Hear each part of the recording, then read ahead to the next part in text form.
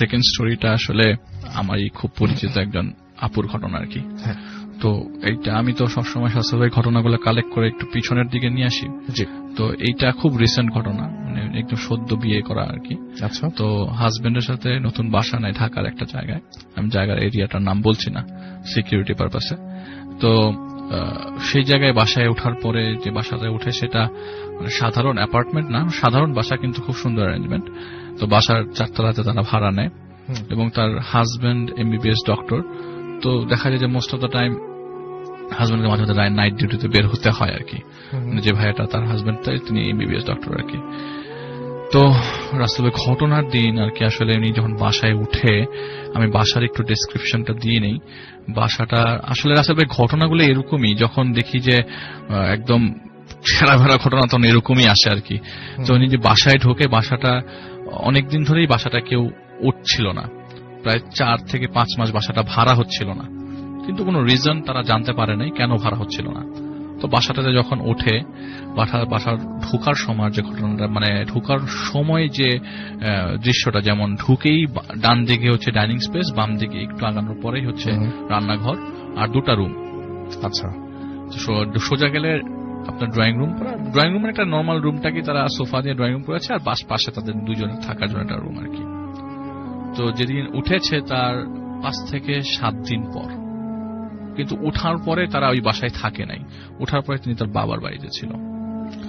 তো মানে বাসায় ব্যাক করার পরের দিন তিনি ঠিক 7টা সাড়ে 7টার দিকে রান্না করছেন রান্নাঘরে রান্না করা অবস্থায় আসলে পেছন দিকে আসলে একটা খালি জায়গা ছিল, একটু সামনে বাড়িটাই আর কি। তো উনি রান্না করা অবস্থা হঠাৎ করে একটা মানে কঠিন হাসির শব্দ পেলেন, কি জানি হাসছে। তো প্রথমে এতটা গুরুত্ব দিল না, উপরে নিচে ফ্ল্যাট আছে, তো ফ্ল্যাটে কেউ হাসতে পারে, কিন্তু হাসির শব্দটা তার একদম কাছ থেকে আসছে, মনে হচ্ছে যে এই রান্নাঘরের সিঙ্কের পাশ থেকে আসছে। তো উনি একটু মাথাটা আগানোর পরে দেখে যে তারই রান্নাঘরের নিচে যে সানসেটে একটা বাচ্চা বসে হাসছে। আচ্ছা। এই বাচ্চাটা এমন ভাবে আসছে যে 2 বছরের একটা বাচ্চা ওইখানে বসে বসে হাসছে। উনি তো প্রচন্ড ভয় পেয়ে যায়, একটা বাচ্চা হাসছে। যখন উনি আরো কাছে যায়, তো ওনার দিকে যখন তাকাতেই উনি একটা চিৎকার দেয়। তো ওই মুহূর্তে ভাইয়া বাসায় ছিলেন, তো তিনি দৌড়ে এসে উনি বললেন যে কি অবস্থা, তো বলে যে কি হয়েছে, চিৎকার কেন? তখন বলল যে আমি এখানে একটা বাচ্চার শব্দ পেয়েছি। তো ভাইয়া রান্নাঘরের জানালা দিয়ে দেখে যে কোনো বাচ্চা নাই। প্রথম ঘটনাটা রাসেল ভাই অনেক ক্ষেত্রে একটু বলা চলে যে ভুল ভ্রান্ত বা কোনো খারাপ চিন্তা থেকে হতে পারে, বা হয়তো হতে পারে যে খারাপ কিছু ভাবছিল, কিন্তু আপুর কথা হচ্ছে যে আমি আসলে উনি অবশ্য ওই মুহূর্তে কোনো কিছু চিন্তা করছিলেন না, রান্নাই করছিলেন, অন্য কোনো ছিল। আর পাশ থেকে টিভির সাউন্ড আসছিল, কিন্তু বাচ্চারা এরকম বসে থাকবে এবং তার হাজবেন্ড এসে দেখবেন, এটা তাকে খুব ভাবায়। ঠিক পরের দিন রাসেল ভাই রাত্রেবেলা উনি পড়ছিলেন, ওনার অনার্স পরীক্ষা পড়া অবস্থায় তিনি টেবিলে পড়ছিলেন, তার হাজবেন্ড ঠিক একই সময় আছে। সময়টা কিন্তু ওই 7:30 থেকে 8টা, ঠিক একই সময়। তো এই একই সময়ের মধ্যে উনি পড়ছিলেন আর হাজবেন্ড ছিল ড্রয়িং রুমে। হঠাৎ করে তিনি দেখলেন যে মানে থপ করে ফ্লোরের মধ্যে কে জানে হাঁটছে। তো তার পড়ার টেবিলটা কর্নারে ছিল, তো উনি ডানে তাকাতেই দেখে যে ওই বাচ্চাটাই হামাগুড়ি দিয়ে তার কাছে আসছে।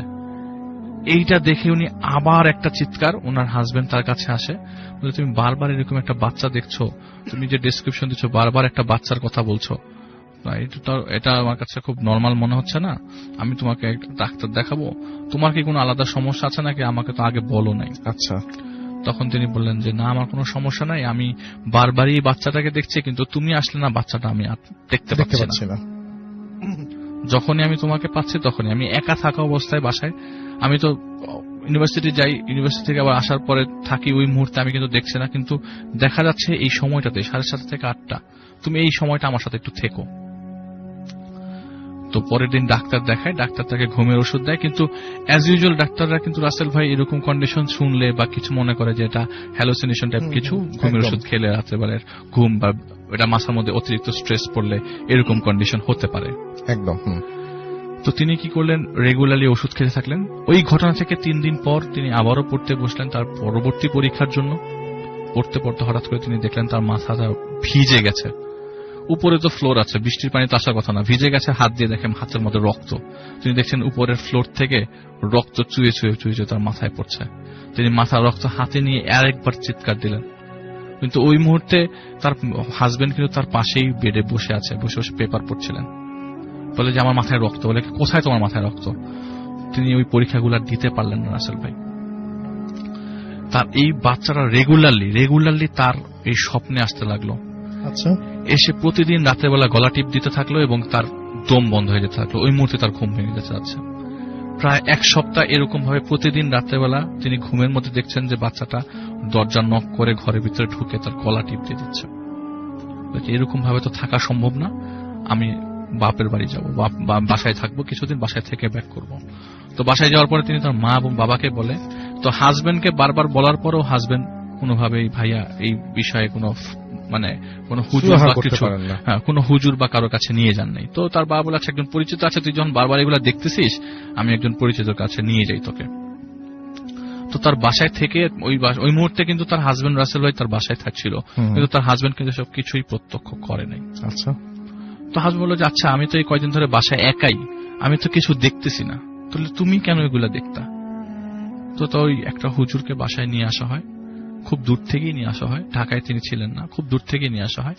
আসার পর হুজুরটা ঘরের মধ্যে ঢুকেই ডিরেক্টলি রান্নাঘরে সরাসরি চলে যায়। রান্নাঘরে যে তিনি সিঙ্কের ভেতরে বলে এইখানে আমি একটু ভাঙবো, এই দেয়ালটা ভাঙার পর তিনি প্রায় 720টা তাবিজ খুঁজে পায়। 720টা তাবিজ মানে আজকের কথা, এটা কিছুদিন আগের। 720টা তাবিজ খুঁজে পায় এবং তাবিজগুলোর সাথে রক্ত লাগানো এবং তাবিজগুলোর সাথে বাচ্চার ছবি, এই বাচ্চার ছবি। আচ্ছা, এবং হুজুর দেখে বলে যে এটা কি এই বাচ্চা?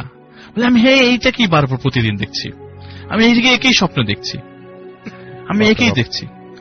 বলে যে আপনি এই বাসাতে আপাতত কিছুদিন থাকবেন না।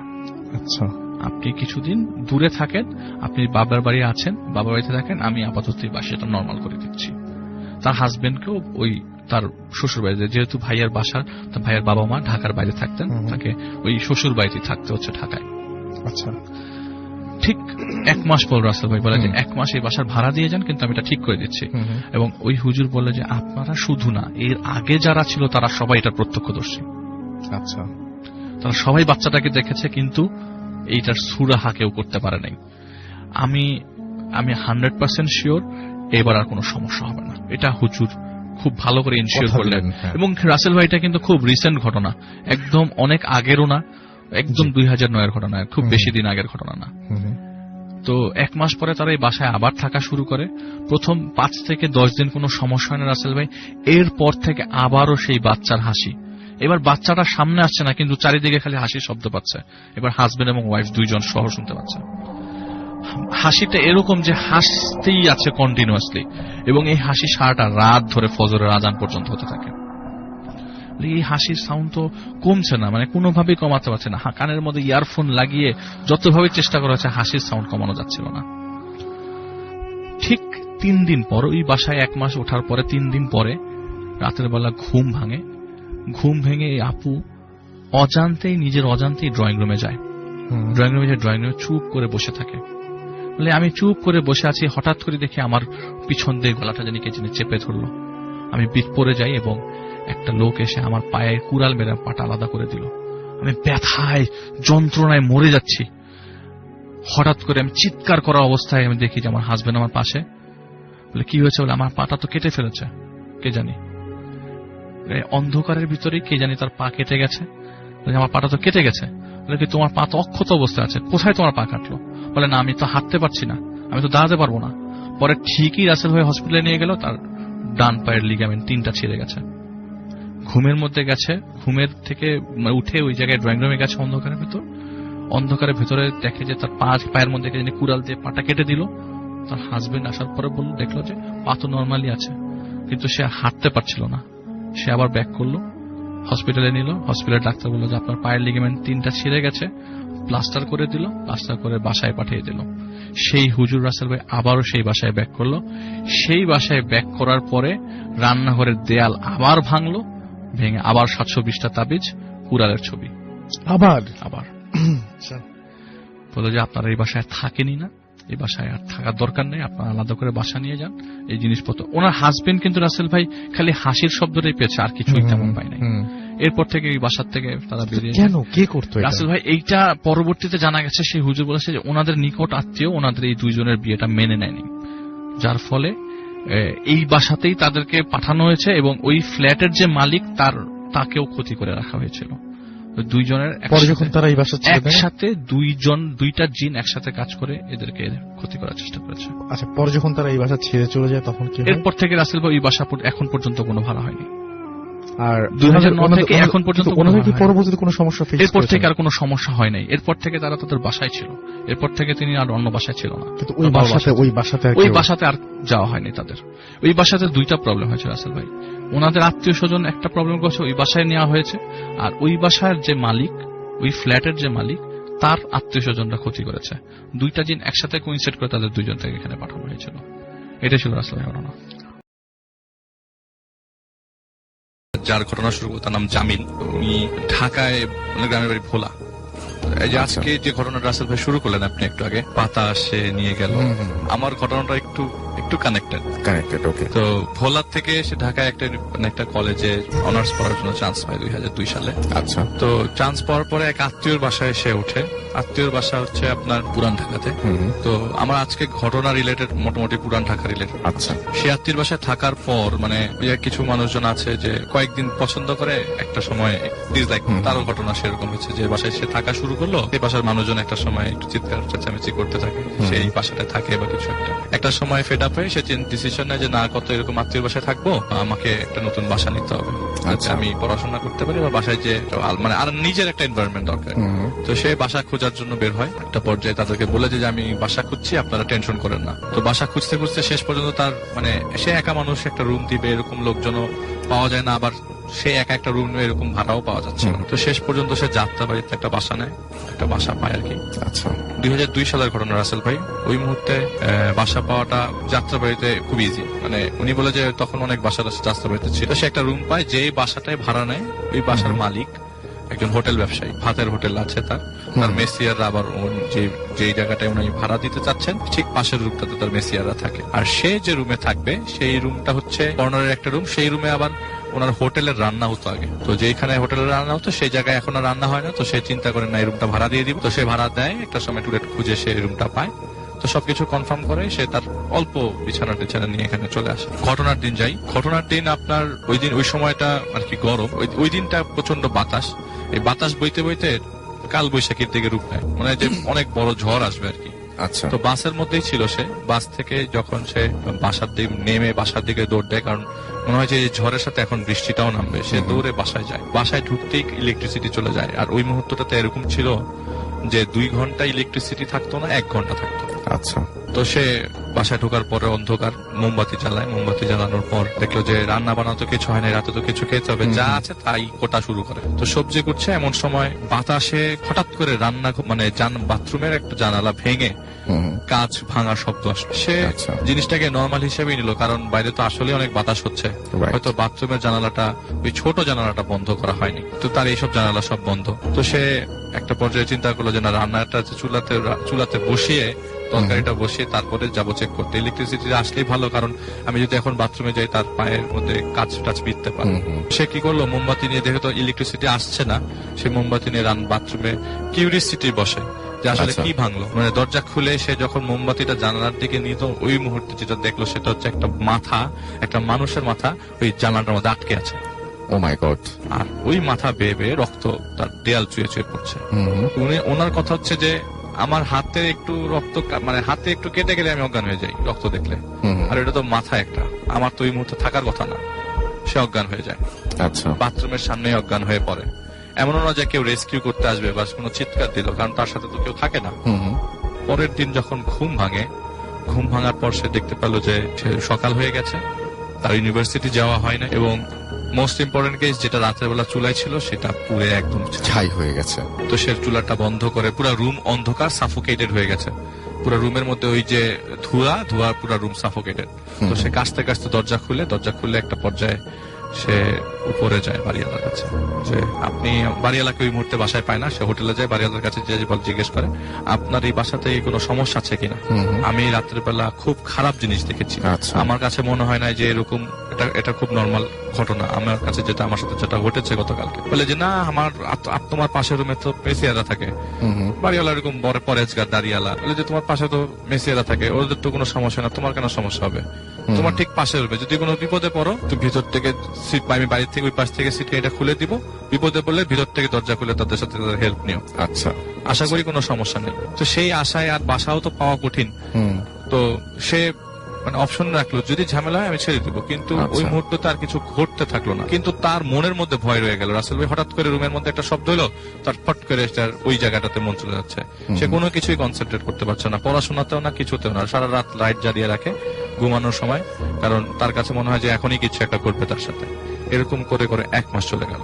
1 মাস চলে যাওয়ার পরে তার একদিন পরীক্ষা ডেট পরে, ফ্রেন্ডকে বলে যে তুই আমার বাসায় থাক, একসাথে পড়াশোনা করবো, এই জিনিসটা আমি বুঝতে পারছিলাম না। আচ্ছা, তো তার ফ্রেন্ড বলে আচ্ছা ঠিক আছে, তোর বাসায় আজকে থাকবো। ওই ফ্রেন্ডও আমার মেসে থাকে, সে বলে যে ঠিক আছে আমি রান্না বান্না করবো, বাসায় চল যাই, আমার বাসা তো রুম মোটামুটি মানে 3-4 জন থাকতে পারবে এক রুমে, আমি একা থাকি, তুই চল। তো তার ফ্রেন্ড তার সাথে যায়। তো সন্ধ্যার সময় তারা বাসায় আসে, জিনিসপত্র রেখে দেখে ইলেকট্রিসিটি নাই। তো ব্যাচেলার মানুষ রাসেল ভাই, ইলেকট্রিসিটি নেই, বাইরে একটু গরম, ভিতরে প্রচন্ড গরম, আর ওই রুমটা আসলেও গরম, কারণ ওই জায়গায় রান্না বান্না হতো আগের থেকেই, আর ওই রুমে তেমন আলো বাতাস আসে না। পূর্বের দিকে যে জানালাটা সেটাতে আলো বাতাস আসে, কিন্তু এই পাশে তেমন কোনো আলো বাতাস নেই। তো সে বললো যে আমি মোমবাতি ঘরের ভিতরে জ্বালিয়ে ঠিক দরজার বাইরে আসছি, তো বাইরে থেকে জানালা থেকে মোমবাতির আলোতে রুম যে আলোকিত সেটা বোঝা যাচ্ছে। ঠিক 15 থেকে 20 মিনিটের মাথায় তারা 2 ফ্রেন্ড মিলে দেখলো যে একটা বড় ছায়া রুম থেকে পাস করে। তারা খুব অবাক হয়ে গেল, কারণ ওই পাশ থেকে গেট লাগানো, এই মেসিয়ারদের আসার কোনো চান্স নাই। সে বললো যে রাতও হয়ে গেছে, সন্ধ্যা করে রাতও হয়ে গেছে, তো দেখি। তার ফ্রেন্ড আবার একটু সাহসী ছিল, সে ফ্রেন্ড আবার ঘরের মধ্যে ঢুক। সবচেয়ে আশ্চর্যজনক রাসেল ভাই, ঘরে ঢোকার পর দেখলো যে চুলার মধ্যে 5টা আঙ্গুল পুড়ছে, আর চারিপাশে রক্তের ক্লট ক্লট ছোপ। আচ্ছা, 5টা আঙ্গুল, শুধু আঙ্গুল, হাত না, শুধু আঙ্গুল, 5টা আঙ্গুল পুড়ছে, এবং পুরো স্পষ্ট ভিজিবল, যেটা নখের পোর্শন, মানুষের আঙ্গুল যে পুড়ছে সেটা তারা ক্লিয়ারলি দেখতে। তারা সাথে সাথে ওই মুহূর্তে মোমবাতি ফু দিয়ে বন্ধ করে বাইরের তালা দিয়ে ওই বাসা ওই মুহূর্তে ত্যাগ করলো। দারিয়ালের সাথে দেখা করার সময় নিল না। পরের দিন সকালবেলা সে এসে বললো যে আমি আপনার বাসায় আর থাকবো না, আপনি এই বাসা অন্য কাউকে ভাড়া দেন, আমি যেটা অ্যাডভান্স করছি সেটা অ্যাডজাস্ট করে দেবেন, আমার পক্ষে আর এই বাসা থাকা এই মুহূর্তে সম্ভব না। তো সে তার জিনিসপত্র নিয়ে তার ফ্রেন্ডের বাসায় ওঠে। তার ফ্রেন্ডের বাসার ডিস্টেন্স ওখান থেকে প্রায় 1.5 কিলো। আচ্ছা, তার ফ্রেন্ডের বাসা হচ্ছে ধোলাইখাল। তো তার ফ্রেন্ডের বাসায় যে ওঠে মেসের মতো, ওই বাসাটাও একটু গিঞ্জি টাইপের, ট্রেন গন্ধ টন্ধ। এই যে বাসাতে সে এতদিন ছিল সেই বাসাটা আবার অতটাও ময়লা না। তো তার ফ্রেন্ডের বাসায় যে ওঠে, ওই ফ্রেন্ডটা আবার অন্য 2-3 জন রুমের সাথে একজন শেয়ার করে থাকে। তো তাকে সে ওইরকম হেল্প চাইছে যে আমি তোর সাথে থাকবো। তো তারা একসাথে থাকা শুরু করলো, এবং বললাম যে বাসা যখন পাবো তখন আমি ছেড়ে দিব। ঠিক 20 থেকে 25 দিন পর তার ফ্রেন্ডের বাসায় থাকা অবস্থায় জুম্মার দিন রাসেল ভাই, খুব মানে অবাক করার মতো স্টোরি এটা। জুম্মার সময় জুম্মার নামাজ টামাজ পড়ে সবাই খেয়ে দিয়ে জাস্ট শুইছে, ওই ছোট্ট বিছানাটা সে তার ফ্রেন্ডের সাথে শেয়ার করে। আমি সময় নিচ্ছি না তো রাসেল ভাই, না একদম না। ওকে। তো সে শুয়ে আছে, হঠাৎ করে তন্দ্রায় ঘুম চলে আসে। ঘুম থেকে ওঠে রাসেল ভাই, ঘুম থেকে উঠে দেখে ঘড়ির কাটায় বিকাল 5টা, সেটা ও সেই রুমে শুয়ে আছে যে রুম থেকে ছেড়ে আসলো, সেই আঙ্কেলের বাসায়। এবং তার পাশে একটা মানুষ দাঁড়ানো, সেই মানুষটার তার পাশে দাঁড়ানো, এবং মানুষটা গলে গলে তার পাশে থেকে পড়ছে। আচ্ছা, মানুষটার সাথে গলে গলে নামছে, এবং সেই গলে যাওয়া পোর্শন গুলা তার হাতে এসে লাগছে। সে চিৎকার দেয়, জোরে চিৎকার দেয়, আমাকে বাঁচাও কেউ। এই বাঁচাও কেউ বলার পর থেকে সে সূরা ইয়াসিন নাম ধরে পড়া শুরু করে। আচ্ছা, নাম ধরে পড়া শুরু করলে আমি ওই মুহূর্তে কি করব আমি বুঝতে পারছিলাম না। সরি রাসেল ভাই, আমি একটু গুলিয়ে ফেলেছি এটা পরবর্তীতে। সে জোরে জোরে চিৎকার করতে থাকে, আমাকে বাঁচাও। ওই মুহূর্তে বাড়িওয়ালা আসে, বাড়িওয়ালা এসে দরজা খুলে বলে তুমি এখানে কি? সে বলে এটা তো আমারও সেম কোশ্চেন, আমি এখানে কি? আপনাকে আমি আগে বলেছি যে আপনি এই বাসাটা এই বাসাটা আপনি একটু চেক করেন, এই বাসায় কোনো সমস্যা আছে কিনা। আমি এখানে কিভাবে আসলাম আমি কিচ্ছু জানি না, আমার কোনো কিছুই মাথায় নাই। আমি দুপুরবেলা ঘুম থেকে উঠে দেখি যে আমি এখানে, এই রুমে আসার কথাই না, এই রুমে আসার কথাই না রাসেল ভাই, বাইরে দিয়ে তালা দেওয়া তো। সে আসছে কিভাবে তার কোনো ধারণার বাইরে। ঘুমট অন্ধকার, কিন্তু বিকালবেলা পরন্ত বুঝতে পেরেছি। তো সে তখন তার বাসায় যায়, ফ্রেন্ডের বাসায় যায়, ফ্রেন্ডকে বলে দোস্ত এই ঘটনা, আমি তো ঘুম থেকে উঠে দেখি আমি এই বাসায়। বলে আরে না, আমি তো তোকে দেখলাম তুই পাঞ্জাবি জড়াই বাসায় চলে গেলি, কিন্তু ওই ঘুম থেকে এ পর্যন্ত তার আর কিছুই মনে নাই। সে কি কি করছে তার কিচ্ছু মনে নেই। বলে কি বলিস? বলে হ্যাঁ, তুই আমার সামনে থেকে উঠলি, পাঞ্জাবি গায়ে জড়ালি, আমি তোরে বললাম তুই কই যাস, তুই কোনো শব্দই নিলি না, আমার কথাটা শুনলিও না, তুই চলে গেলি ফরফর করে। উনি ও অবাক হতে থাকে। তখন ওর মাথায় আসতে থাকে যে আমি এখন যে লাইফটা, মানে এখন যে অবস্থায় আছি সেটা কোনো অ্যাবনর্মাল লাইফ না। আর যদি অ্যাবনর্মাল লাইফ নর্মাল লাইফ হয়ে থাকে তাহলে কোনো অ্যাবনর্মাল জিনিস আমার উপর ভর করে আছে। তাহলে আমি নর্মাল অবস্থায় নাই, এই মুহূর্তটাতে কি করা দরকার? সে বলল যে না, আমি বাড়িতে চলে যাব, আমি বাড়িতে কিছুদিন থেকে আসি, যদি ভালো থাকে তাহলে ওখানে কয়েকদিন থেকে আবার নর্মাল হলে এখানে চলে আসবো। সে তার সব লাগেজ নিয়ে তাদের ভোলায় চলে যায়। ভোলাতে তাদের বাসায় একদিন সন্ধ্যাবেলা জিনিসপত্র সদাই নিয়ে আসার সময় সে একটা জিনিস লক্ষ্য করলো যে একটা লোক তার পাশ দিয়ে হেঁটে গেল। আর একটা ছোট করে বলে রাখি, এই ভোলায় আসার আগের দিন তার ফ্রেন্ডের বাসায়, ফ্রেন্ডের মেসে ফিস্ট ছিল। মেসের লোকজনরা উইকে একটা ফিস্ট করে, ভালো রান্না বান্না করে। সেই ফিস্টে 5 জনের টানা বমি হয় রাতের বেলা। আচ্ছা। এবং বেশ বমি হয়। তো সে কি করে? সেও বমি করে, কিন্তু এটাকে সে নর্মাল হিসেবে নেয়, হয়তো কোনো কিছু খারাপ কিছু ছিল। কিন্তু একসাথে 5 জন, এটাও একটু অ্যাবনর্মাল, কিন্তু সে এত কিছু খেয়াল করে নেই। পরের দিন তার ভোলায় যেতে হবে। পরের দিন লঞ্চ ধরে সে ভোলায় চলে আসে। ভোলায় চলে আসার পরে ওই দিন বললাম সন্ধ্যার সময় সে বাড়িতে ফিরছে সদাই নিয়ে, এমন সময় একটা লোক তার পাশ দিয়ে যেতেই সে অজ্ঞান হয়ে যায়। আপনার প্রথম ঘটনার সাথে কিছুটা রিলেটেড আসলে ভাই। অজ্ঞান হয়ে যাওয়ার পর তার আর কিছু মনে নেই। যখন ঘুম ভাঙে তো সে একটু কবিতা টাইপের লোক, কবি টাইপের লোক আর কি। সে অনেক কবিতা লিখতে পছন্দ করে। সে বলে আমি যখন আমার ঘড়ির কাঁটায় দেখি তখন ঘড়িতে বাজে 3টা, রাত 3টা, চারিপাশে অন্ধকার। ইভেন ওই দরজার নিচ দিয়ে যে পাশের রুমে মেসিয়াররা আছে সেই রুমটা পর্যন্ত অন্ধকার। মানে ওদেরকে আমি যদি কিছু ডাকিও কোনো হেল্প পাবো না। ঘরের 4 কোণায় 4টা মোমবাতি, আর আমার পাশে প্রচুর, মানে অনেকগুলা জন্তু টাইপের মানুষ। আচ্ছা। সবাই আমার পাশ দিয়ে হাঁটছে এবং আমার পাশে একটা মানুষ দাঁড়ানো। আমি এখন রাসেল ভাই আসি, আমার পাশে একজন মানুষ দাঁড়ানো, সেই মানুষটার সারা শরীর বেয়ে গলন্ত জিনিস আমার হাতে এসে লাগছে। আচ্ছা। আমি খুব অবাক হয়ে যাচ্ছি এবং আমি এই মুহূর্তে আমি কি করব সে কিছু ভেবে পাচ্ছে না। ভয়ঙ্কর ব্যাপার। সে দরজা জোরে জোরে বাড়ি দিচ্ছে, আর ওই মুহূর্তে সে বাঁচাও না বলে বারবার সূরা সূরা ইয়াসিন শুরু করে দেয়। তো তার কথা হচ্ছে যে আমি কোরআন শরীফ ছোটবেলায় মক্তবে পড়েছি, কিন্তু কোরআন শরীফের সূরা ইয়াসিন তার মুখস্থ ছিল না কখনোই। এই যে আমি বই বের করে সূরা ইয়াসিন পড়ছি, এবং আমি যতই ভার্স চেঞ্জ হচ্ছে, আমি যতই নতুন নতুন আপনার লাইনে যাচ্ছি, ততই আমার এই সব জন্তুগুলা পিছিয়ে যাচ্ছে। এমন সময় আমি একটা লোককে দেখি, ঘরের কোনা দিয়ে উপর দিয়ে লোকটা হাসছে, এবং লোকটা সাদা। হয়তো সেই কি আমাকে বাঁচালো, আল্লাহ বাঁচিয়েছে, জিনিসটা শিরক হয়ে যায়, আল্লাহ বাঁচিয়েছে, হয়তো কোন একটা হেল্প করার মতো লোক কারো মাধ্যমে এসেছে। ওই মুহূর্তে দরজাটা সে ভেঙে ফেলতে সক্ষম হয়। দরজাটা ভেঙে ফেলতেই, দরজা খুলতেই তিনি দেখে যে বাড়িওয়ালা ওই মেসিয়ারের সবাই চলে এসছে।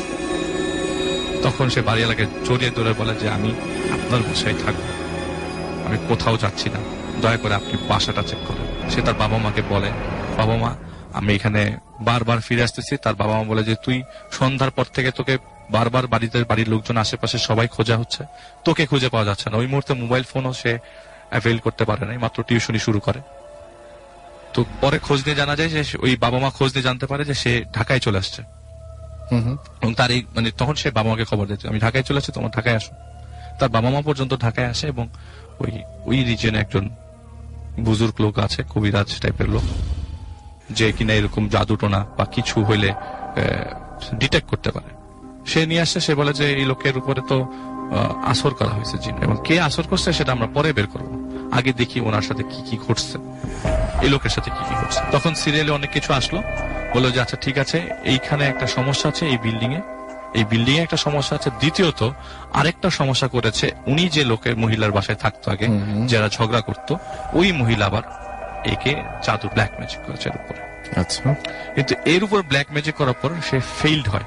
ওই যে রাসেল ভাই বললাম 5 জন বমি করেছে, এর মধ্যে একজন রোড অ্যাক্সিডেন্টে মারা গেছে। আচ্ছা।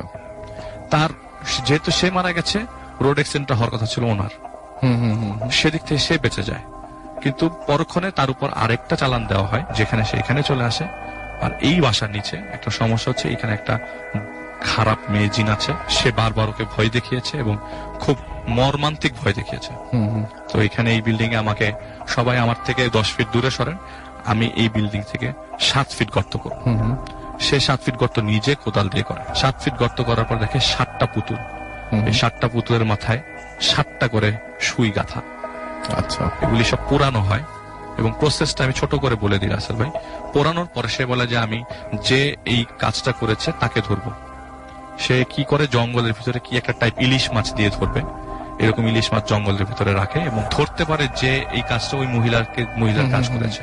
কিন্তু ওনার এই প্রসিজিওরে এইখানে যে বদ জিনটা ছিল সে ভেঙে চলে, আচ্ছা, তাকে আর ধরতে পারে নাই। বলেছে যে ভেগে চলে গেছে সে অনেক পাওয়ারফুল। তো পরবর্তীতে রাসেল ভাই ওনাকে এইখান থেকে পরিত্রাণ দেওয়া হয় এবং ওই জিনটাকে এখনো পর্যন্ত বোতলে আটকে রাখা আছে। ওই জিনটা এখনো বোতলে আটকানো। এবং শেষ পর্যন্ত রাসেল ভাই বলে যে আমি এখন এমন অবস্থা হয়ে গেছে যে আমি প্রতি বছরই এরকম কবিরাজের কাছে যাই, আমি যে দেখি আমার উপরে কেউ আচর করে আছে। আমার যে আঙ্কেল দিয়েছেন, তিনি আমার মানে সম্পর্কে আঙ্কেল হন আর কি, ওনার আহমেদ শরীফ। তো তিনি ঢাকাতে পড়াশোনা করতেন ইউনিভার্সিটিতে। তো ইউনিভার্সিটিতে চান্স পাওয়ার পর সে আসলে পিছনের ব্যাকগ্রাউন্ড স্টোরিটা না বললেই না। তা 1972 সালে তার বাবা মা একটা রোড অ্যাক্সিডেন্টে চিটাগং থেকে ঢাকায় আসার পথে মারা যায়। সেই বাসের মধ্যে তিনি ছিলেন। আচ্ছা, খুব শর্ট স্টোরি। ওই বাসের মধ্যে প্রায় 25 জন যাত্রী মারা যায়, বাঁচার লিস্টের মধ্যে একজন। আচ্ছা, তার বয়স ছিল মাত্র, তখন তার বয়স ছিল 12-14 বছর। তো আমি যে ঘটনাটা শেয়ার করব, তখন কিন্তু রাসেল ভাই তার বাবা মাকে কবরস্থ করা হয় ঢাকা আজিমপুর কবরস্থানে। তাদের বাসা হচ্ছে লালবাগ। আচ্ছা, তো ঢাকা ইউনিভার্সিটিতে চান্স হয়, ইউনিভার্সিটি ডিপার্টমেন্ট। তো চান্স হওয়ার পরে 1979 সালের দিকের ঘটনা আর কি। তো বাবা মা মারা যাওয়ার পর থেকে ফুপির বাসায় সে বড় হতে থাকে। তো ফুপির আবার কোনো সন্তান ছিল না। তো ওই ফুপির লালবাগের বাসাটা সে নিজে দেখাশোনা, নিচ থেকে উপর পর্যন্ত ভাড়াটিয়াদের তাদের সবারই ফেস থাকছে না। এবং ভাড়াটিয়া আজকের ঘটনা আসলে কত আগের ঘটনা, সেটাই অনেক আগে, সেটাই অনেক আগের ঘটনা। এত মানুষজন ঢাকা শহরে ছিল না, মোবাইল ফোন তো অনেক দূরের কথা। মানে এই সভ্যতার ছোঁয়াটা তখন ছিল না। ইউনিভার্সিটিতে যাওয়া আসা করতো পায়ে হেঁটে, বাসা থেকে ইউনিভার্সিটি পায়ে হেঁটে যাওয়া আসা। তো ইউনিভার্সিটি থেকে বাসা থেকে ইউনিভার্সিটি পায়ে হেঁটে। তো তার বাবা মা মারা গেছে যে আজিমপুরি গোরস্থান। তো প্রতি শুক্রবার জুম্মার পরে তার একটা অভ্যাস ছিল যে বাবা মার কবর জিয়ারত করা প্রতি শুক্রবার। এটা এমন দিন না, মিস হবেই না। আর যাই হোক মিস হোক, জিয়ারতটা মিস হবে না। জিয়ারতের কেসটা আমি পরে বলছি। সেদিন মানে বিকালবেলা প্রায় সময় বিকালে ছাদে ওঠা হয়। আর সে থাকতো হচ্ছে বাসাটা পুরাটা 3 তালা।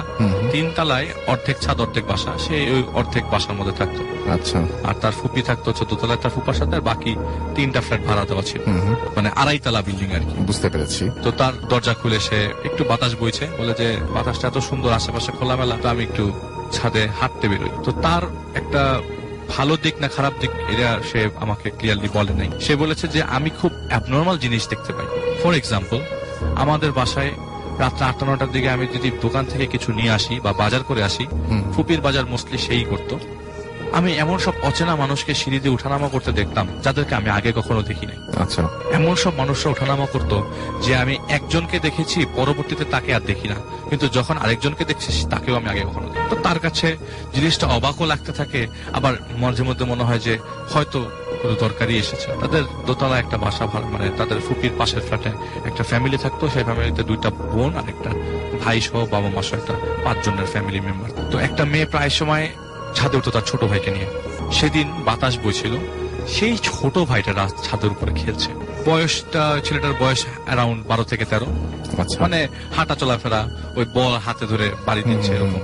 হঠাৎ করে তিনি দেখলেন যে ওই ছেলেটা একটা লোকের সাথে কথা বলছে। একটা লোকের সাথে কথা বলতে বলতেই বিকট আকার একটা শব্দ, আচ্ছা, ছেলেটা নিচে পড়ে গেছে। দৌড়ে গিয়ে ছেলেটাকে উঠালো, হসপিটালে নেওয়া হয়েছে, মারা যায়। আচ্ছা। তো বাবা মা বলে যে আমার এই ছেলের কোনো বন্ধু বান্ধব নেই। কিন্তু ওই মুহূর্তে যে ছেলেটা তার সাথে, সে যে দূর থেকে দেখলো যে ছেলেটা যার সাথে কথা বলছে, সেই লোকটাকে সে বেরোতেও দেখেনি। সে দেখেছে ছেলেটা তার সাথে ছাপ, আচ্ছা, তার চোখের সামনে। সে দৌড়ে যায়, বলে এই কি করছে? দৌড়ে যায়, যে দেখে নিচে যেই লোকটা তাকে নিয়ে ঝাঁপবে সে ছিল না, কিন্তু ছেলেটা ছিল। আচ্ছা, সে তখন তাকে মনে করতে থাকে, তাহলে আমি কি কিছু দেখতে পাই, আমার কি কিছু দেখার ক্ষমতা আছে? সে তার ফুপিকে ব্যাপারটা জানাবে বলে চিন্তা করে, কিন্তু ওই মুহূর্তে এই ইনসিডেন্টটা ঘটে। তখন এই ছেলেটার লাশের পেছনে ঘোরাঘুরি করা হয় এবং ছেলেটার কবরস্থ করা হয় আজিমপুরে। আচ্ছা। এই ছেলেটা মারা যাওয়ার পর থেকে রাসেল ভাই ওনার তেমন ঘুম হতো না রাত্রেবেলা বাসায়। বারবার মনে হতো যে আমি আজিমপুরে যাই, আমি একটু কবরটা জিয়ারত করে আসি, আব্বা আমার কবরটাও জিয়ারত করে আসি, ছেলেটার কবরটাও জিয়ারত করে আসি। সে বারবার চিন্তা করতে থাকে আমার এরকম ফিলিংস কেন আসছে, বারবার আমি কবরস্থানে কেন যেতে চাচ্ছি, এরকম ফিলিংসটা কেন আসতেছে। প্রতি শুক্রবার জুম্মার নামাজের পরে তার ফ্রেন্ডদের সাথে সে কবরস্থানে যাইতই প্রায় সময়। ফ্রেন্ডরা যেত কখনো, সে নিজে একা যেত কখনো। এবার আসলে আসল ঘটনা আসে। এটা তো আনুষঙ্গিক ঘটনাগুলো বললাম। এবার তখন যখন সে ফিল করলো যে না, সে আসলেই অনেক কিছু দেখতে পারে, তখন ছিল শীত। আচ্ছা। তো শীতকাল শুরু হচ্ছে অক্টোবরের সময়, শীতকাল শুরু হচ্ছে 1981 সালের ঘটনা। উনি আমাকে বললেন যে অক্টোবর টিকে 1981 সালের ঘটনা। সেদিন শুক্রবার ছিল, কিন্তু সামহাও তার জিয়ারত করাটা মিস হয়ে যায়। আচ্ছা। শুক্রবার দিন ছিল, জিয়ারত করা মিস হয়ে যায় এবং জিয়ারত করা মিসের কারণটা হচ্ছে তার এক ফ্রেন্ডের ভাইয়ের বিয়ে ছিল। এটা পুরান ঢাকাতেই আচ্ছা অনুষ্ঠান। সেখানে অনুষ্ঠানে মজা করতে করতে কখন সন্ধ্যা করে রাত 8টা বেজে যায় সেটা সে খেয়ালই করে না। সে বলে যে এত দূর রাস্তা আবার হেঁটে যেতে হবে আজিমপুরে, আজ তো কবরটা জিয়ারত হলো না।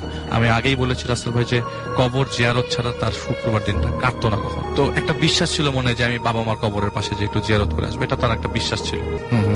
পরবর্তীতে সে তার কয়েকজন ফ্রেন্ডকে জিজ্ঞেস করে যে তোরা কি আমার সাথে যাবি কিনা, কিন্তু কোনো না কোনো কারণে মানে ফ্রেন্ড গুলো ব্যস্ত হয়ে তার সাথে যেতে রাজি হয় না। একটা ফ্রেন্ড তার সাথে যেতে রাজি হয়, বলে যে আমি আজিমপুরের দিকেই যাব। আর রাসেল ভাই তখন এত রিক্সা ছিল না ঢাকা শহরে, আর আপনি যে রাস্তাগুলো এখন এত প্রশস্ত রাস্তা দেখছেন তখন এত প্রশস্ত রাস্তা ছিল না। তো পুরান ঢাকায় মেইন ছিল, ওখানে সবাই ম্যাক্সিমাম টাইম ওই জায়গায় সব বাজার সদাই সবাই পুরান ঢাকা হতেই করতো 1981 সাল। আচ্ছা। তো এক ফ্রেন্ড বললো যে আমি আজিমপুরের দিকে যাব, তুই চাইলে আমার সাথে যাইতে পারোস, একসাথে হেঁটে হেঁটে কথা বলতে বলতে চলে। সে হাঁটতে হাঁটতে, এখন আজিমপুর গোরস্থান যেরকমটা দেখেন সবাই, তখন এরকম ছিল ছিল না। এখন কত বড় সাইজ, তখন এত বড় সাইজও ছিল না, আর একটু ছোট ছিল। এখন যেরকম ল্যাম্প পোস্ট দেখতে পাচ্ছেন, কোনায় কোনায় ল্যাম্প পোস্ট, তখন এত ল্যাম্প পোস্টও ছিল না। কিন্তু গভর্নমেন্টের সিটি কর্পোরেশনের আন্ডারে ছিল গোরস্থান, এবং ঢাকা শহরের সবচেয়ে বড় গোরস্থান এই আজিমপুরে যায়। সে ফ্রেন্ডের সাথে হেঁটে হেঁটে যাচ্ছে, কথা বলতে বলতে গোরস্থানে পৌঁছে যায় রাত 10:30 নাগাদ পৌঁছে যায়। এবং ফ্রেন্ডটা তাকে বলে তুই তলে কবরস্থানে যা, আমি যদি আমার কাজ শেষ করে যাওয়ার পথে যাইতে পারি তাহলে একসাথে চলে যাবো। তাহলে একসাথে যাব।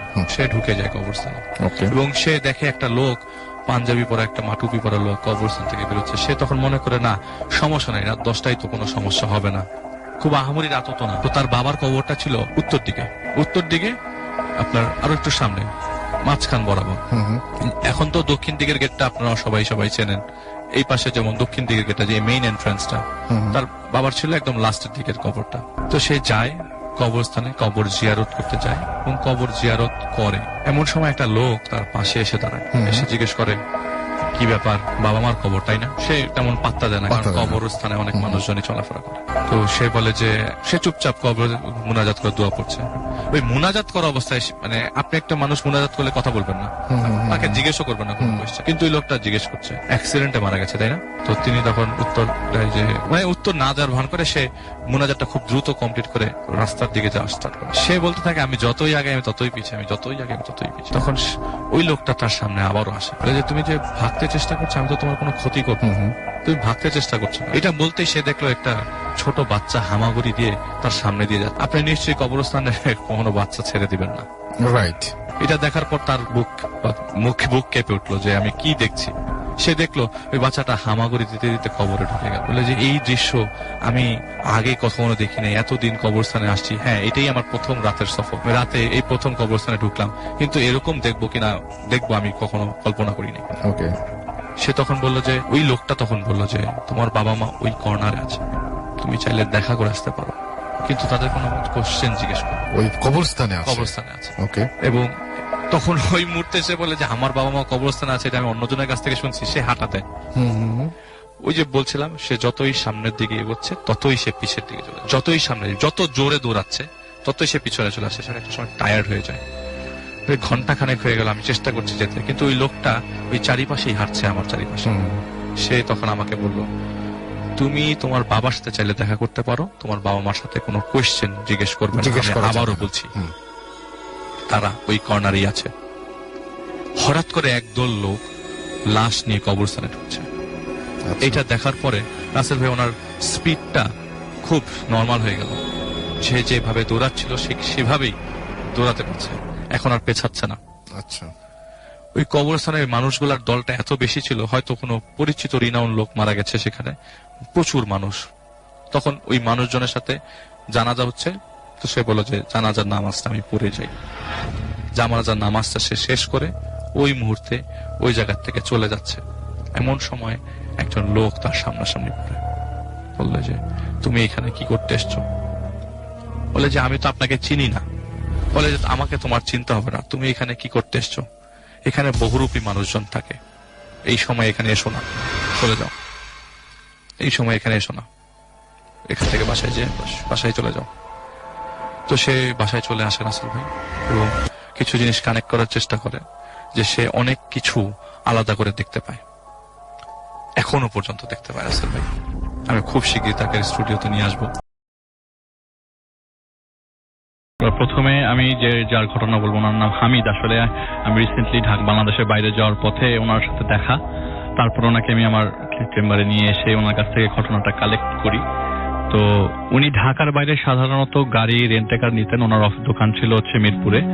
তো মিরপুরে একটা জায়গায় তার নিজের দোকান ছিল। তো দেখা যেত যে গাড়ির মালিক অন্য, কিন্তু তিনি গাড়িটা তার কাছে রাখতেন আর কি। তো most of the time Rasel ভাই তাকে গাড়িটা নিয়ে যেতে হতো হচ্ছে ঢাকার বাইরে বৃহস্পতিবার সময়। তাকে বেশিরভাগ মানে ট্রিপগুলো পাওয়া যেত বৃহস্পতিবারে পেত, কারণ পরের দিন শুক্রবার থাকার কারণে অনেকে বৃহস্পতিবারে গাড়ি নিয়ে যেত ঢাকার বাইরে। তো এমন একদিন আপনার এটা বলছে যে 1995 সালে, কিন্তু ওনার বলতেছে যে আমার ডেটটা মানে মনে নাই, কিন্তু ওই সময় মনে হয়েছিল যে ঢাকার চারিপাশে কিছু কিছু এলাকা পানিতে তলিয়ে গেছিল। তো ওই সময় বৃষ্টি খুব বেশি হয়েছিল। তো বর্ষার পর মানে বর্ষাকালীন অবস্থাতেই ঘটনাটা ঘটে আর কি। তো উনি বলল যে আমার কাছে একটা লোক আসলো, লোকে এসে বললো যে উনি বৃহস্পতিবারে যাবে, কিন্তু এর আগেই এক ফরেনার, গুলশানের এক ফরেনার তাকে হায়ার করে ফেলেছিল কক্সবাজার নিয়ে যাবে। কিন্তু বললো যে আমি এই লোকটাকে দেখে এতটাই বিমোহিত হয়ে যায়, এতটাই পছন্দ করি, এত সাদা দাড়ি, লম্বা সিল্কি দাড়ি, আমার এত ভালো লাগে, এত বুজুর্গ মানুষ। আমাকে বলছে যে সে বৃহস্পতিবারে ঢাকা থেকে খুলনার দিকে যাবে এবং তারা 7 জন যাবে টোটাল। তো তার সে আর মানে কেন জানি সে আর না করে নাই, যে আমি যাব।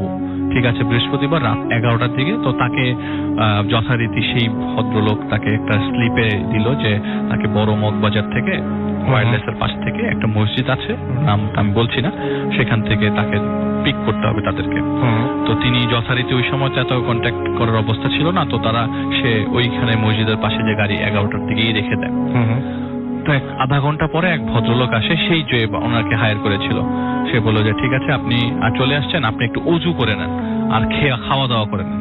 তো উনি বলে যে এত ভদ্র করে বললো অজু করে। তো ওনাকে আমি বলি যে আমি তো এশার নামাজ পড়ে আসছি, তো আমি অজু করাই আছে, তো আমি খাওয়া দাওয়া করে আসছি, তো আপনারা আসেন, কোনো সমস্যা নেই। বলে না, আমাদের সময় লাগবে, আমাদের অনেকক্ষণ যেতে লাগবে, আপনি একটু খাওয়া দাওয়া দরকার হলে করে নেন। আচ্ছা। তো তিনি বললেন যে খাওয়া দাওয়া তো করে আসছি, তো কোনো সমস্যাই না, আপনারা আসেন, কোনো সমস্যা নেই।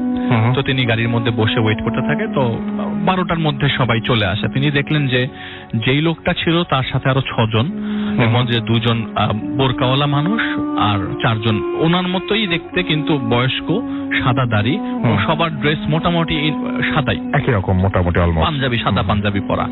তো তারা সবাই উঠলো, এবং সবাই কিন্তু বয়স্ক ভাই, সবাই বুজুর্গ, সবাই যে একদম ইয়াং বা কেউ এরকম না, সবাই বয়স্ক, এবং সবারই চামড়া ঝুলে গেছে, এরকম বয়স্ক।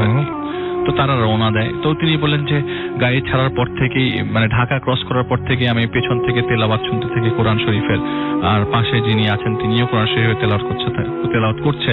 তো আমার কাছে খুব ভালো লাগতে থাকে, কারণ তিনিও নামাজি খুব মানুষ ছিলেন যে গাড়ি চালাচ্ছে। তখন ইয়াং ছিল, সে কোনো নামাজ মিস দিত না, এবং একটা সময় হাফেজ ছিল, পরে হাফেজি সে আর কন্টিনিউ করে নাই।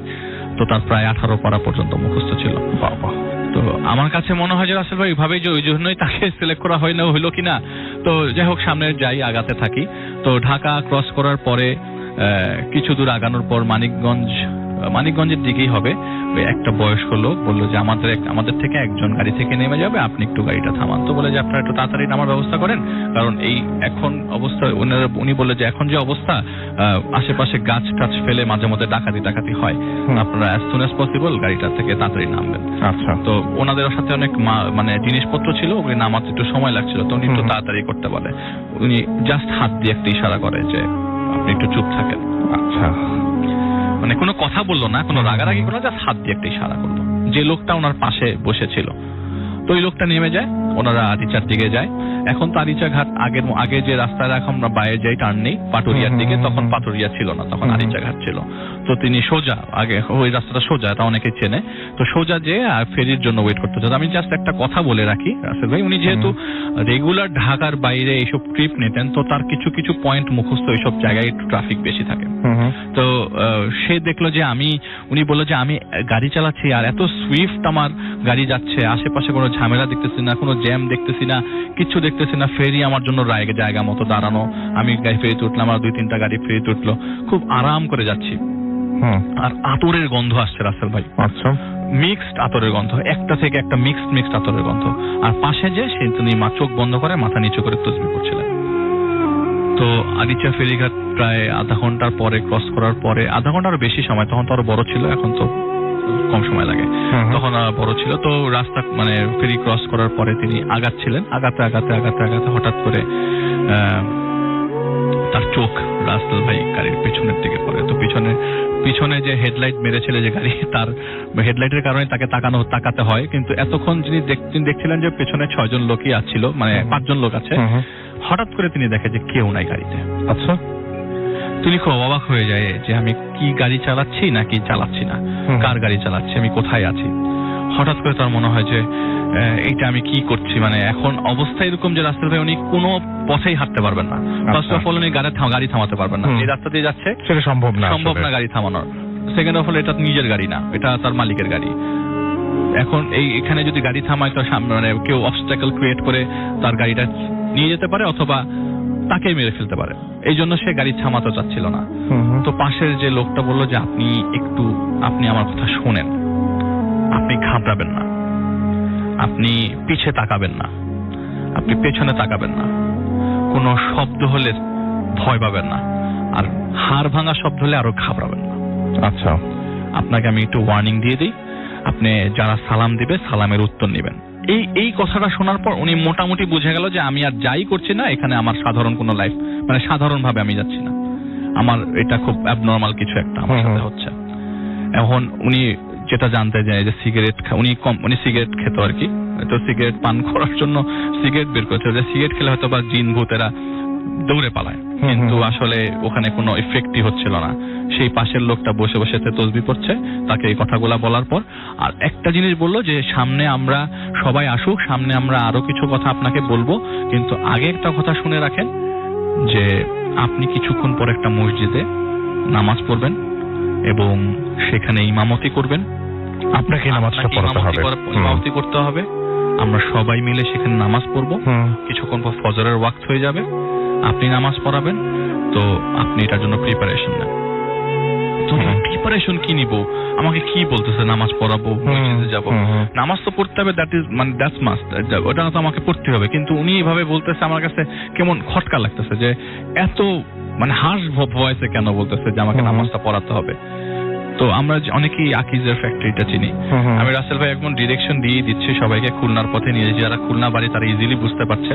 তো আকিজের আগেই প্রায় বললো যে আকিজ ফ্যাক্টরি থেকে প্রায় 20-30 মাইল আগে, তো যেতে তো পরে সবাই এক নামেই চেনে, তো বাম পাশে একটা রাস্তায় আমাদেরকে ঢুকতে হলো। সেই রাস্তাটা কাঁচা রাস্তা, মানে মাটির রাস্তা আর কি। কিন্তু রাসেল ভাই মানে অসম্ভব কথা হচ্ছে যে মাটির রাস্তা থাকা সত্ত্বেও গাড়িটা 1 ফুটও বাম করছিল না, প্লেন ভাবে আগাচ্ছিল। বলে আর যাই হোক, আমি যে রাস্তায় ঢুকলাম সেই রাস্তাটা বাংলাদেশ হতে পারে না, আমি বিদেশ যাইনি কিন্তু এটা বাংলাদেশ না। ওকে, এটা বাংলাদেশ না, এত সুন্দর গোছানো, গাছগুলা গোছানো, আশেপাশের ফুলের গন্ধ আসছে। এখন তো অনেক এসি গাড়ি, তখন আমার গাড়ি এসি ছিল না, আমার জানালা খোলাই ছিল, রাইট। আমি গন্ধ পাচ্ছি, আমি অনেক ফুলের গন্ধ পাচ্ছি। আমি হেডলাইটের মানে আমি যখন ডিপারটা দেই, আমি যখন হেডলাইটটা আর একটু বাড়িয়ে সামনের দিকে দিই, আমি একটু কাছে আগাতেই দেখি যে লম্বা লম্বা কবর না, আমি আসলে প্রথমে ঢিবি দেখি, কিন্তু যতই সামনে যেতে থাকি ততই মনে থাকে এটা একটা কবরের শেপে লম্বা লম্বা, মানে আমাদের 3.5 হাত না, ওই সাইজের না, এটা অনেক বড় বড় লম্বা লম্বা। এবং কবরের পাশে আমাদের সাধারণত কি থাকে রাস্তা ভাই, আমরা কবরস্থানটা দেখি যে মানে আমাদের এখানে যে আজিমপুর কবরস্থান আছে, সেইটা ছাড়া আমরা কবরস্থান দুই পাশে হাঁটা অবস্থায় দেখি না, কিন্তু এখানে গাড়ি চালানো অবস্থায় দুই পাশেই কবর দেখতে পাচ্ছে সে। বলে যে কবরের নীল নাম লেখা থাকে মা বাবা অথবা ডেট লেখা থাকে, কবে মারা গেছে, জন্ম কবে, মৃত্যু কবে। এখানে খালি আরবি লেখা। তাহলে এটা বাংলাদেশের কোনো কবরস্থান না, এটা কি বাংলাদেশের বাইরের কোনো কবরস্থান? আমি কোথায় আসলাম? তো সে আসলে কোনো উত্তর খুঁজে পাচ্ছিল না, সে বেশি কনফিউজড হয়ে গেছে ওই মুহূর্তে। সে নিজে নিজে দোয়া পড়ছে যে ভেতরে আমি কি হচ্ছে, এবং বলছে যে আমি আসলে এই দুনিয়াতে নেই, এই জগতে নেই, হয়তো আমাকে কোনো অন্য জগতে নিয়ে আসা হয়েছে। মাই গড। ওই রাস্তা দিয়ে চলার সময় তিনি হঠাৎ করে সেই কোরআন শরীফের তিলাওয়াত, যেটা সে ঢাকার মগবাজার থেকে রওনা দেওয়ার পরে শুনতে পেরেছিল, সেই কোরআন শরীফের তিলাওয়াত আবার শুনতে পাচ্ছে, এবং পিছে তাকে দেখে তাই 5 জন উপস্থিত গাড়ির মধ্যে সেই 5 জন চলে এসছে। এবং সেই লোক যে চোখ বন্ধ করে তসবিহ পড়ছিল, সে বলছে যে আপনি যখন, সে খুব আস্তে আস্তে খুব ঠান্ডা মাথায় বলেন, আপনি যখন পড়াবেন না নামাজ পড়াবেন, সেখানে কেরাতটা লম্বা কেরাত নেবেন, ছোট কেরাতে শেষ করবেন, অবশ্যই সূরা আর রহমান পড়াবেন। তো সে বললো যে তাহলে সে জানে আমার সম্বন্ধে, সে ডিপ মানে রিসার্চ করা তার আমার সম্বন্ধে, আমি যে হাফেজ সেটা সে জানে, বলে কিরাতটা সুন্দর করে বড় করে পড়াবেন।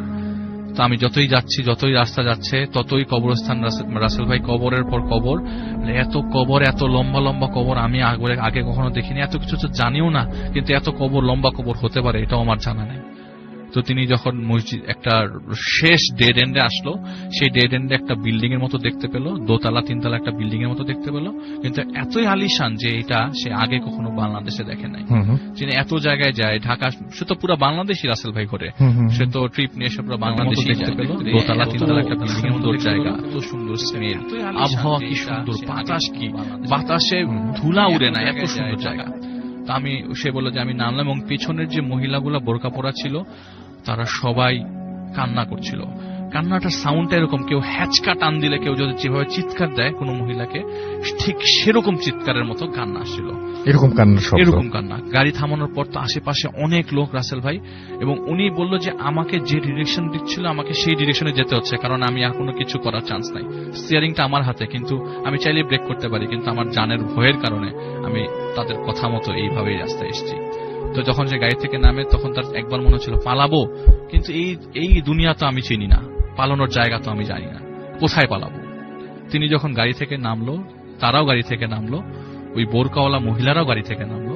গাড়ি থেকে নামার পর ওই লোকের অসাধারণ কিছু কথা, রাসেল ভাই, যে আমি আর কিছুক্ষণের মধ্যে চলে যাব, তোমরা কেউ কান্নাকাটি করবে না, তোমরা কেউ কান্নাকাটি করলে আমি কষ্ট পাবো, আমি চাই না তোমরা কেউ আমাকে কষ্ট দাও, আমার জন্য সবাই দোয়া করো, আমার এই দুনিয়া ভালো লাগছে না, আর কিছুক্ষণের মধ্যে আমি মারা যাব, তোমরা তোমাদের স্পেশালি মহিলাদেরকে বলছি, তারা তোমরা যেন কেউ কান্নাকাটি না করো, এটাই আমার রিকোয়েস্ট থাকলো, আর আমি কোনো ভুল করলে আমাকে মাফ করে দিবা। তো তার কথা হচ্ছে যে আমি তাহলে এরকম কোন মানুষের বা এরকম কোন ক্রিয়েচারের সাথে আছি যে খুব রেসপেক্টেড, আমার কোনো ক্ষতি হয় না এই পর্যন্ত, এবং তাকে দেখতে এত এত মানুষ আসছে, সে একটা মধ্যমণি, তাকে দেখতে এত মানুষ আসছে যে তিনি খুব রেসপেক্টেড, যে ওটা দেখেই দাঁড়িয়ে বোঝা যাচ্ছিল যে আমাকে তোমরা সবাই ভিতরে কিছুক্ষণ পর নিয়ে যাবা। এখন যেহেতু ফজরের আজান হচ্ছে, রাস্তা ভাই বলি ফজরের আজানটা এরকম ভাবে হচ্ছিল যে কানের পাশে যদি মাইক রেখে কেউ আজান দেয়, কিন্তু আশেপাশে মসজিদ দেখা যাচ্ছে না, হঠাৎ করে লাইট জ্বললো, বিল্ডিং এর যেই বিল্ডিংটার সামনে গাড়িটা থামানো হলো, দেখা গেল সেটাই একটা মসজিদ। এত সুন্দর আজান আর এত শব্দ, উনি বললেন যে আমি কান ধরেছিলাম, আজান শুনলে আরো শুনতে ইচ্ছা করে, কিন্তু আমি কান ধরেছিলাম, মনে হচ্ছে আমার কানের পাশে কেউ আজান দিচ্ছে। তো তিনি মসজিদের ভেতরে ঢুকলো, অজু করে মসজিদের ভেতরে ঢুকলো, বলে অজুখানা তো অসাধারণ, সোনা দিয়ে বাঁধানো অজুখানা, মানে পানিগুলো মনে হচ্ছে সোনার কল থেকে আসছে, এরকম এত স্বচ্ছ পানি। আমি যখন অজু করলেন, অজু ছাড়া তো সে মসজিদে ঢুকে নেই, সে মসজিদে ঢুকলো, মসজিদে ঢুকার পরে ওই মুহূর্তে একজন আজান দিয়ে বের হলো, বললো যে আপনি ডিরেক্টলি মিম্বর বরাবর চলে যান, পেছনে তাকাবেন না। যে লোকটা আজান দিল সেই লোকটা আবার বলছে এটা, আচ্ছা সে সুন্নত পরে ফরজের জন্য দাঁড়ালো, এবং সেই ইমামতি করার জন্য ফজরের ওয়াক্তে, আচ্ছা, তো ফরজ নামাজের জন্য দাঁড়িয়েছে ফজরের ওয়াক্তে, এবং রীতিমতো রাসেল ভাই তিনি নামাজ পড়াচ্ছে, আর পড়ানোর সময় পেছন দিয়ে কটর মটর প্রচন্ড বোন ব্রেকিং শব্দ, হাড্ডি ভাঙার শব্দ, হাড় ভাঙছে এরকম শব্দ আসছে, আর দূর থেকে একটু সাউন্ড আসছে সালামের শব্দ, কিন্তু সে তখন কেরাতে ব্যস্ত, সূরা আর রহমানের কেরাতে ব্যস্ত। সে ফজরের নামাজটা শেষ করে। এবং এটা তো নির্দেশই ছিল যে আর রহমানই আগেই করতে তাকে হবে। বলেছে, হুম। আগেই তাকে বলে দিয়েছিল। সে নামাজ শেষ করে, নামাজ শেষ করার পরে রাসেল ভাই তিনি দেখলেন যে এই লোকটা বলল যে দেখো আমি আর কিছুক্ষণ পর চলে যাব, আমাকে পাশের রুমে নিয়ে যাও, আমি গোসল করব, আমাকে কারো গোসল করাতে হবে না। সে পাশের রুমে গেল, পাশের রুমে যে গোসল করলো, যে গোসলের যে পানির শব্দটা, পানির থেকে রাসেল ভাই পানিটা গড়িয়ে গড়িয়ে নিচে আসছে এবং এত গন্ধ, বলে যে আমি সুগন্ধ আর কি। সুগন্ধ, এত হুম। সুন্দর গন্ধ যে আমি এরকম দৃশ্য এরকম দেখতে পারবো, এরকম সৌভাগ্য আমার হবে, এটাও তো মনে হয় আমি জানি না যে হুম, হুম, এরকম হুম। সৌভাগ্য কারা বা এরকম কেউ দেখেছে। তো আমার কাছে মনে হচ্ছে আমি যদি আমার অ্যাসিস্ট্যান্টকে, তার যে হেল্পারটা ছিল হুম। তাকে যদি নিয়ে আসতো তাহলে এত কষ্ট হতো না। দূরে আসলে শেষ মাঝে মাঝে তার একটা অ্যাসিস্ট্যান্ট আছে আর কি, যাকে তাকে নিয়ে যেত। হেল্পার আর কি। তো সে দেখলো যে সেই লোকটা কাফনের কাপড় পেঁচিয়ে একটু ভেজা ভেজা নিচ থেকে পানি পড়ছে, আস্তে করে এসে মসজিদের মাঝখানে শুয়ে পড়লো। হুম, হুম। বললো যে হঠাৎ করে একটা শব্দ হলো, মনে হয় যে পুরো মসজিদটা কেঁপে উঠছে, এরকম অবস্থা। হুম, হুম। হঠাৎ করে একটা শব্দ হলো, কেঁপে উঠলো এবং সব নিস্তব্ধ হয়ে গেল। আশেপাশে সবাই বুঝে গেল কি উনি মারা গেছে, কান্নার শব্দ। কিন্তু উনি যে বলে গেছে, তো একজন লোক গিয়ে বললো যে তোমরা কেউ কান্না করো না। কান্নাকাটি করবে না। হ্যাঁ, হুম। তোমরা চোখের পানি আস্তে আস্তে ফেলো, ঠিক আছে, কিন্তু তোমরা আস্তে আস্তে কান্না করো, জোরে শব্দ করে কান্না করো না। এরকম কেউ একটা বলে আসলো সামথিং, উনি সেটা দেখলেন আর কি। হুম, হুম। একটু এরপরে ওনাকে নিয়ে যে উনিকে মসজিদের পরে, মসজিদ থেকে বের করার পর আসলে ভাই এই ঘটনাটা, এটা আমি আপনাকে বলি নাই, হুম, হুম। এটাই আপনার জন্য সারপ্রাইজ ছিল। মসজিদ থেকে বের করার সময় তার লেন্থ হয়ে গেল অনেক লম্বা, তার আগের- লাশের হ্যাঁ, খাটিয়া আচ্ছা। অনেক লম্বা। এই লাশের খাটিয়া অনেক লম্বা, এত লম্বা খাটিয়া এক প্রান্ত থেকে এক প্রান্ত কমপক্ষে 10 জনে ধরতে হয়, এত লম্বা। আচ্ছা। এই লম্বা খাটিয়া নিয়ে তারা কবরের কাছে চলে গেল এবং প্রায় কিছুক্ষণ এবং হাঁটার পরে সেই কবর- ভদ্রলোক নিজের চোখে এটা দেখছেন। উনি নিজের চোখে দেখছেন এবং উনি একা, রাসেল ভাই, আশেপাশের কোনো কাউকে তার পরিচিত মনে হচ্ছে না। একটা মানুষ, যে মানুষ মনে হলে তো সে হেল্প চেত একদম, মানে সেই কিন্তু তার এলাকায় মানুষ ওইরকম মনে হচ্ছে কেউ না। আছে বলেও মনে হচ্ছে না। না, রাসেল ভাই। একদম মানে সে দেখলো যে জনবহুল এলাকা থেকে। জনবহুল এলাকা থেকে সে একটা গহীন বহু জায়গায় দূরে। চলে গেল। দেখলো যে প্রায় 5:30 বাজে এরকম। তো সে ঘড়িতে দেখছে, তার ঘড়িতে দেখছে 5:10 বাজে। দাফন হয়ে গেল, সে দেখলো যে দূর থেকে, সে বেশি দূরে ছিল না, দাফন হয়ে গেল। এবং দাফন হওয়ার পর সে তার টাকা পয়সার কি চিন্তা, সেখানে যান বাঁচাতে গাড়িতে উঠে জাস্ট গাড়িতে স্টার্ট দিয়ে এক্সেলারেটর পাড়া দিতে দেখে সে আর ইচ্ছা ফেলে কেটে চলে এসেছে।